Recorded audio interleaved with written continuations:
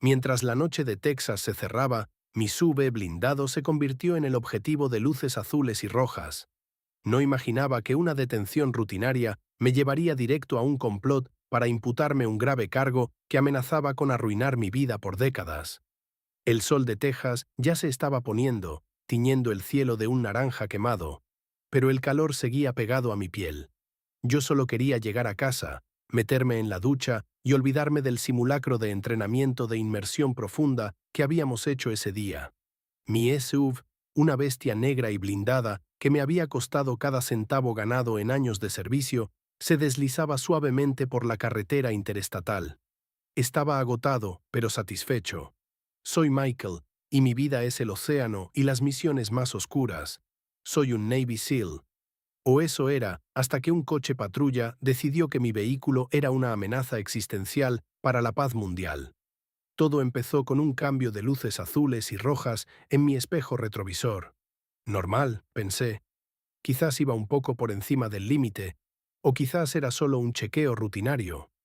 Aceleré ligeramente para salir a la rampa de servicio, buscando un lugar seguro para detenerme, tal y como nos enseñan.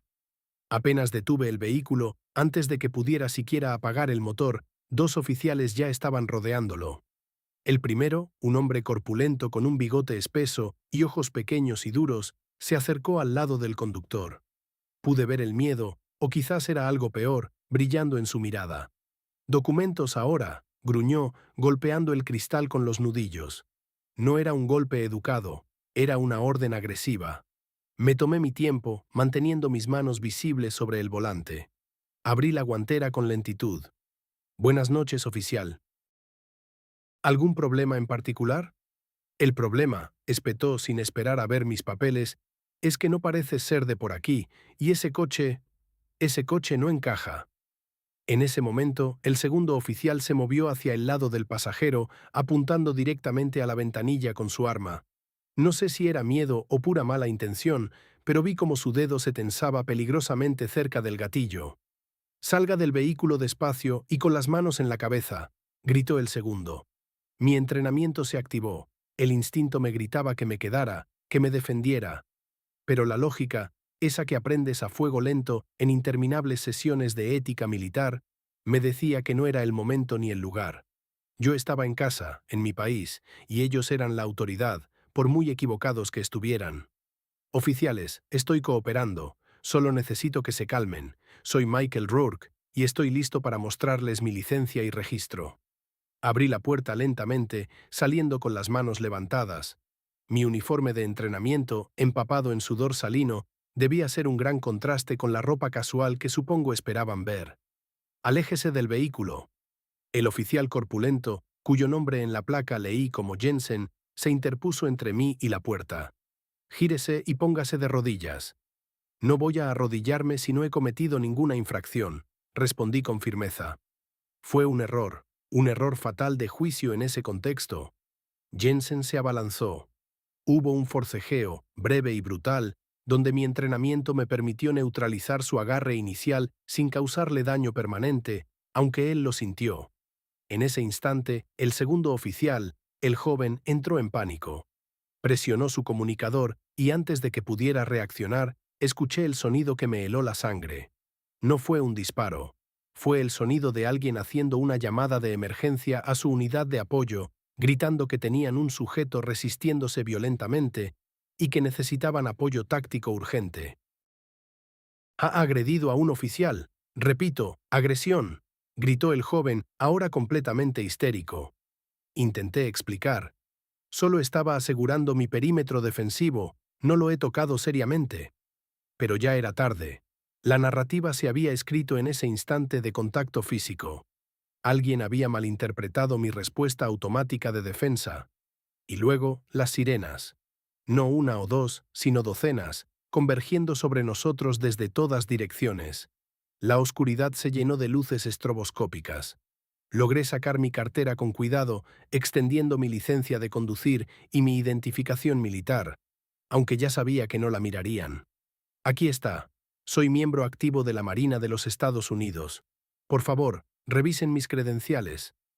Jensen tomó los documentos, Los miró por un segundo y luego los arrojó al suelo fangoso junto a mi bota.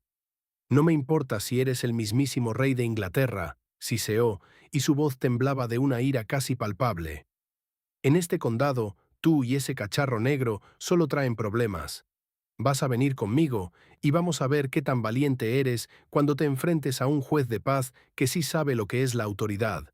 Me esposaron, con las esposas tan apretadas que sentí que me iban a cortar la circulación. Mientras me subían a la parte trasera del coche patrulla, mi mente ya estaba trabajando a velocidad de crucero.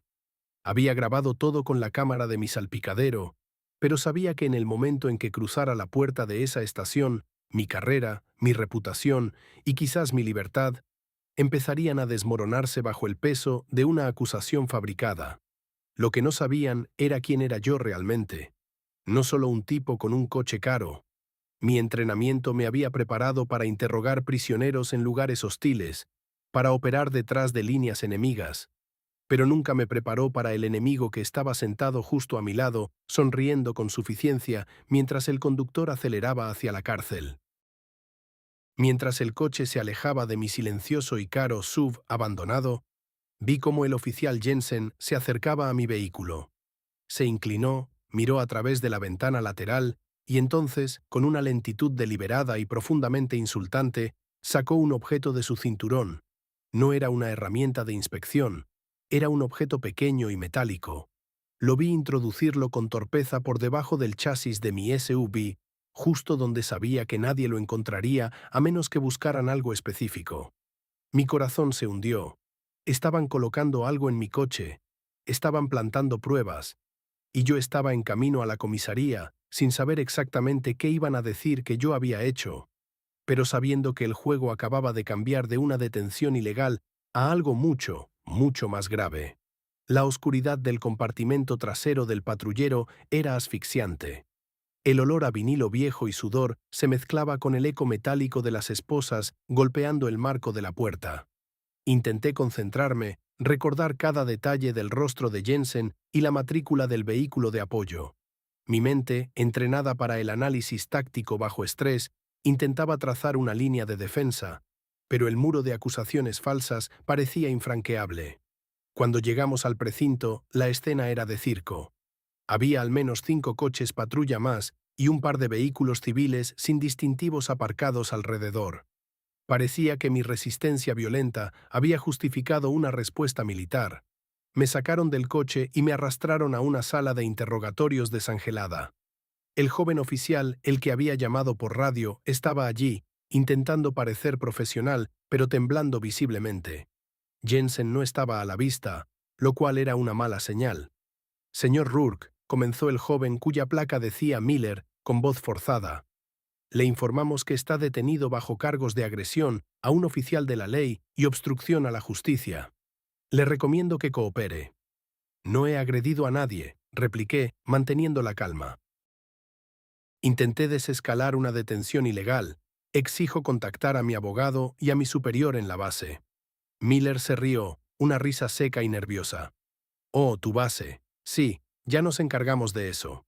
Tu superior ha sido notificado de que estás bajo investigación por una situación de seguridad delicada. No vendrán por ti, Rourke. Estamos lidiando con algo mucho más grande que un simple altercado de tráfico. En ese momento, la puerta se abrió y entró un hombre que no llevaba uniforme policial, sino un traje gris caro y una expresión glacial. Era el jefe de departamento, o quizás alguien de mayor rango, dado el respeto casi reverencial que Miller y los otros oficiales le mostraban. Soy el capitán Davis, dijo sin preámbulos. Señor Rourke, usted ha cometido varios errores esta noche. Primero, negarse a obedecer órdenes simples. Segundo, poner en peligro la seguridad de mis hombres. Pero lo más interesante es su vehículo. Métense. Había grabado todo, pero si ellos habían plantado algo... ¿Qué tiene mi vehículo, capitán?, pregunté, intentando sonar indiferente. Davis sonrió, una mueca que no alcanzó sus ojos. Digamos que el sistema de cámaras de tráfico tiene muy buena resolución. Vimos cómo se acercó a un área restringida hace 3 días. Y su coche, tan negro, tan blindado, es el vehículo perfecto para alguien que planea algo grande. Es mi vehículo personal, Adquirido legalmente, protesté. Claro que lo es, intervino Davis acercándose a la mesa. Pero la forma en que lo está utilizando es lo que nos preocupa. Tenemos inteligencia sobre una red que está utilizando vehículos modificados para mover material sensible. Y usted encaja en el perfil. Exmilitar, entrenamiento especial, sin ataduras aparentes. Están insinuando que estoy involucrado en alguna... Me detuve, recordando las palabras que tenía prohibido usar. ¿En alguna actividad criminal grave? Davis se inclinó aún más. No estoy insinuando nada, Rourke. Estoy diciendo que, afortunadamente para usted, el oficial Jensen fue muy minucioso. Encontró algo mientras usted estaba siendo trasladado. Se hizo un silencio pesado. Podía escuchar los latidos de mi propio corazón retumbando en mis oídos. ¿Qué encontró? Mi voz era un susurro ronco. Davis extendió la mano y puso una bolsa de evidencia sellada sobre la mesa. Dentro se veía una pequeña caja negra, compacta, con un cableado extraño que no reconocí de inmediato. Era demasiado pequeña para ser explosivos comunes, pero su forma era inequívocamente técnica. Esto estaba incrustado debajo del asiento del conductor, señor Rourke. Parecía un localizador GPS avanzado, de grado militar. Pero cuando el técnico lo analizó, resulta que no solo rastrea, sino que tiene capacidad de cifrado avanzada. Podría usarse para coordinar algo grande. Tragué saliva. Yo no había puesto eso ahí. Jensen lo había plantado. ¿Pero qué era esa caja? Y lo que era peor, ¿por qué estaba plantando un dispositivo de vigilancia militar en mi coche? Ese objeto no es mío, lo pusieron ustedes, afirmé con toda la convicción que pude reunir. Davis se echó hacia atrás, cruzando los brazos. Por supuesto que lo dirías, pero tenemos el tiempo de la grabación de la cámara de tráfico de hace 3 días. Vimos cómo te detuviste en esa zona industrial abandonada, y ahora tenemos este aparato. La narrativa es muy clara, Michael. Estás conectado a algo peligroso. Me levanté de golpe, golpeando la silla. Pido mi abogado, y voy a iniciar una demanda por difamación y detención ilegal contra este departamento. Voy a destruir sus carreras por esto. Davis levantó una mano y la mirada de Miller se endureció. Cálmate, Sil. Porque hay un problema mayor que tu demanda de $1.000.000. El tipo que colocó ese dispositivo, el que te estaba vigilando, él ya estaba bajo vigilancia por nosotros. Mi cerebro procesó la frase. Vigilancia. Si el hombre que plantó esto estaba siendo vigilado, significaba que esa red que Davis mencionaba era real. Pero mi implicación era una coartada fabricada. ¿Quién era el objetivo de la vigilancia? Pregunté, sintiendo un escalofrío recorrer mi espalda. Davis sonrió ampliamente, pero esta vez no era de burla, sino de satisfacción oscura. Esa es la parte jugosa, el tipo que te estaba vigilando y que casualmente tenía acceso a tu vehículo y a dispositivos de rastreo de alta gama. Fue arrestado hace 2 horas en una operación encubierta. Y él ha dicho exactamente lo que queríamos oír. El capitán se inclinó por última vez, su voz bajando a un tono confidencial y amenazante. Dijo que tú eras el líder, el que coordinaba la logística para un posible acto de sabotaje grave contra infraestructuras críticas. Nos dio 1 hora, Rourke. 1 hora para que tú confesaras antes de que presentemos las pruebas al fiscal federal. Nos dijo que si no cooperabas, él se retractaría y tú te llevarías el paquete completo. Y créeme, Michael, el paquete que te tienen reservado es de décadas. Mi mente se aceleró. Si este tipo había dado mi nombre, había confirmado la historia que ellos querían. Estaba atrapado en una trampa perfectamente armada. El pánico real me invadió cuando Davis hizo un gesto hacia la puerta. Tienes 1 hora, Michael. O bien nos dices qué ibas a hacer con ese material, o te enfrentarás a un cargo por un intento de desestabilización nacional que te costará el resto de tu vida. Tu reputación como héroe no te va a salvar ahora. Justo cuando 2 guardias uniformados se acercaron para sacarme, mi teléfono, que no me habían quitado, vibró una vez en mi bolsillo, milagrosamente no confiscado. Era un mensaje de texto cifrado, uno que solo mi equipo de confianza usaba. El remitente era el único hombre que conocía mi ubicación exacta fuera de la base y que estaba autorizado a contactarme en caso de emergencia extrema. El mensaje contenía una sola palabra, un código que significaba peligro, retirada inmediata. Pero debajo de esa palabra había una coordenada GPS que apuntaba directamente a la sala donde yo estaba siendo interrogado, y un texto adicional. El capitán Davis no es quien dice ser. El mensaje en mi teléfono, esa única palabra seguida de coordenadas que señalaban a la sala de interrogatorios donde me encontraba, fue el interruptor que encendió la adrenalina pura. El capitán Davis no era solo un policía corrupto buscando un caso fácil. Era parte de la red, o al menos estaba trabajando con ella. La intención de Jensen de plantar algo en mi SUV ahora encajaba. No era solo acoso, era asegurar que el señalamiento fuera creíble. Mi mente, acostumbrada a operar en el caos, reescribió el escenario en un segundo. Davis no quería una confesión. Quería que yo, un SEAL entrenado, confirmara su narrativa ante un fiscal, proporcionando una conexión directa con el líder de la supuesta célula de sabotaje, cuyo nombre él ya tenía. Si yo colaboraba, el hombre que había escrito ese mensaje de texto probablemente caería en la trampa de Davis y sería arrestado a continuación, sellando mi destino con una cadena de mando falsa. ¿Qué es eso, Rourke? Davis notó el cambio en mi postura, la repentina quietud tensa que precede a una reacción violenta. Es el recordatorio de que no estoy solo, respondí, mirando fijamente a Davis. No importaba que los guardias estuvieran justo detrás de mí. Si iba a caer, caería luchando por la verdad. Tienen una hora para presentar pruebas, capitán. ¿Qué pasa si les digo que el hombre que supuestamente les dio mi nombre, el que está bajo vigilancia, es en realidad su colega? Davis palideció, pero su control regresó rápidamente. Eso es una tontería. Estás intentando ganar tiempo. En ese momento, la puerta se abrió de nuevo, pero esta vez no fue un oficial.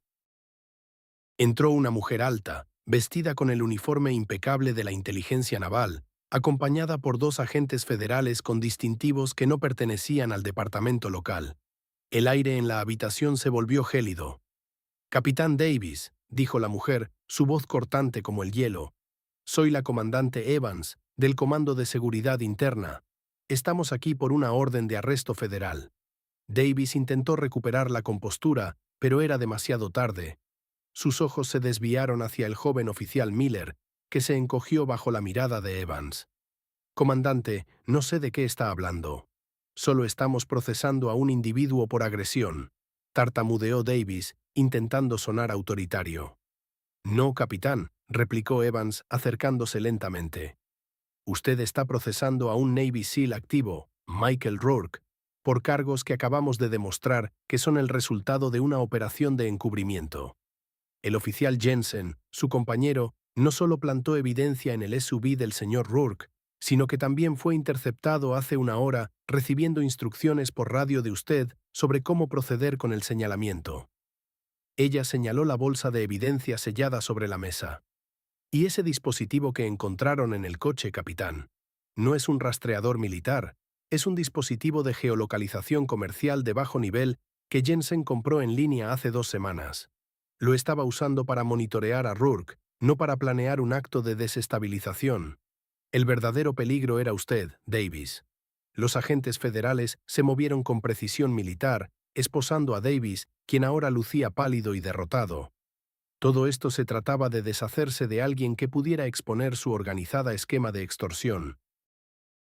Jensen le estaba ayudando a eliminar a un testigo potencial, o al menos a silenciarlo, bajo la amenaza de un cargo por intento de desestabilización tan grave que destrozaría mi carrera y me obligaría a aceptar un acuerdo para evitar décadas de prisión.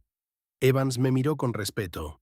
«Señor Rourke, el mensaje que recibió era de su contacto de emergencia. Él sabía que este operativo estaba comprometido y nos alertó de su situación justo cuando usted fue retenido. El oficial Miller está cooperando y su testimonio será clave contra Davis y Jensen. Me liberaron de mis esposas. La sensación de alivio fue casi abrumadora. Mi demanda de 14,8 millones de dólares aún estaba en proceso, pero ahora no era solo por el acoso racial y la detención ilegal. Era por la conspiración gubernamental interna para difamar a un miembro de las Fuerzas Armadas y obstruir la justicia con la colocación de paquetes con sustancia. Aunque en este caso fuera un GPS falso, la intención era la misma. Comandante, dije, sintiendo cómo volvía la sangre a mis manos. Quiero que se aseguren de que cada persona involucrada, especialmente Jensen y Davis, enfrenten el peso completo de la ley por intentar arruinar mi vida y por la amenaza de una acusación por intento de desestabilización. Evans asintió firmemente. Eso está garantizado, Rourke. Tu coche será liberado y tus abogados ya están en camino. Lo que hiciste al mantener la calma y activar tus protocolos de defensa sin escalarlo innecesariamente te salvó de un problema mucho mayor. Te pusieron la trampa perfecta, pero subestimaron tu entrenamiento y la lealtad de tus compañeros. Salí de esa sala de interrogatorios bajo escolta federal, no como un sospechoso, sino como la prueba viviente de que, incluso dentro de las estructuras de poder, hay quienes están dispuestos a corromperlo todo por codicia y prejuicio. El sol ya había salido completamente, y aunque mi reputación estaba temporalmente magullada, sabía que volvería al océano con la conciencia tranquila y una demanda que haría temblar a todo el condado. La justicia, a veces, necesita un pequeño empujón de la marina.